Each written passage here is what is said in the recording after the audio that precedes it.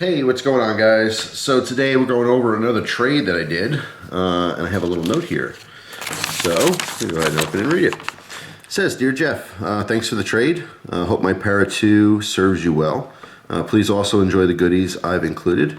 I've been a subscriber of yours for a very long time. I believe the first video I saw was the Tenacious review. So I wanted to say thank you for everything you've done. All the best, Sam. Thank you, Sam. I really appreciate that. Now, Sam had added two goodies off to the side. They're two bags of something that smell wonderful. And unfortunately, because of YouTube, I can't really show it to you. All I can say is that it's some backy, if that makes sense to you.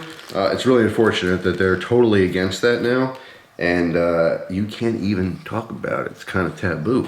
And I certainly can show it. But I will tell you that they're both from Boswell's, J.M. Boswell's in Pennsylvania. I've actually never been, even though I live in Pennsylvania. It's not close to me. Pennsylvania is a quite large state. But they have some of the best backies in the world. And this is amazing. One is a bag of Blend 25, or excuse me, Blend 35, which I've never had. And the other one is Pennsylvania Dutch Treat, which I have had. And it's amazing. Really, really awesome stuff. So thank you very much for that. And again, sorry, I can't show it. It's absolutely ridiculous. But that's what it is. So, did a trade for two things. First, we have the Leatherman Sidekick here. Fantastic tool. This one happens to have some slag on it, which is not a big deal at all. This is the, at least I'm assuming this is slag. There's a little kind of beads of metal that is from welding. But no big deal. I'm going to be using this tool. It's not a collector's piece or anything. It's very functional, very affordable, by the way. If you're into some multi-tools, want to check something new out, I would check out the Sidekick. More preferably, I really like the Wingman. The Wingman from Leatherman is one of my favorite, more affordable models. But anyway, moving on to the main event here, and this is the Paramilitary 2. This one is in Blurple, and it has no tip. So this one is broken. So as you can see here from the tank stamp, this one is sporting the CPM S110V, a very hard steel. If you're not familiar, we have S30V, we have S90V, and then we have S110V. It's a steel that I have a limited experience with, but it's very, very hard. I'm not exactly sure the story on how that tip broke. Now you might be asking yourself, well, why'd you buy a broken knife, Jeff? Well, I'll tell you, because the knife is still a very usable knife, and it just became a quick project. I will end up reprofiling this tip. All right, there's two ways you can go about it, excuse me. I'm actually going to use this as a pointer. So let's go ahead and take out this little serrated blade here. All right, use that as our pointer. So here's our broken tip, right? Now, there's two ways you can reprofile this. You can take steel off of the front, okay? So you're grinding down so that it comes back to this tip, all right? Now that's the very hard way to do it.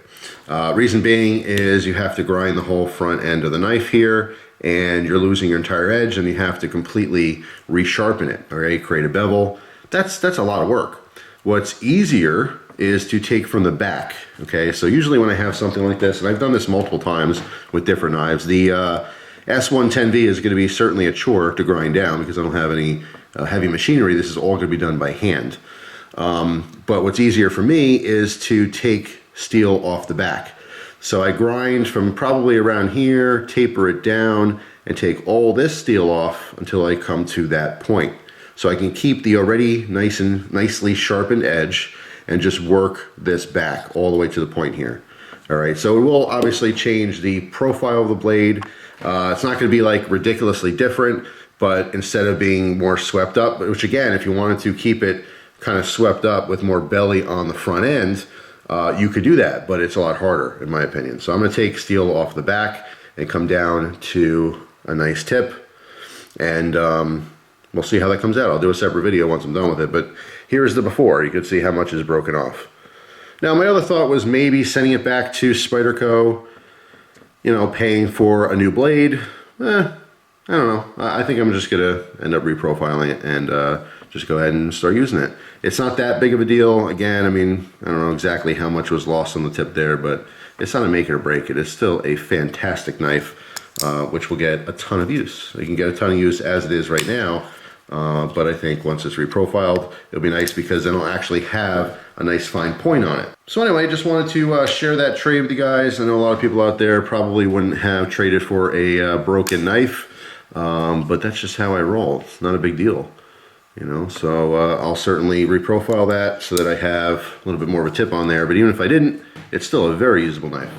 So let me know down in the comment sections, have you had experience with CPM S110V and or have you had the Leatherman Sidekick? Just two random questions, just kind of curious. I absolutely love some of the cheaper Leathermans. Like I said, the Wingman definitely has an edge for me as far as the tool setup, but obviously these more affordable models with a pocket clip make fantastic EDCs if you happen to want a full-size plier multi-tool.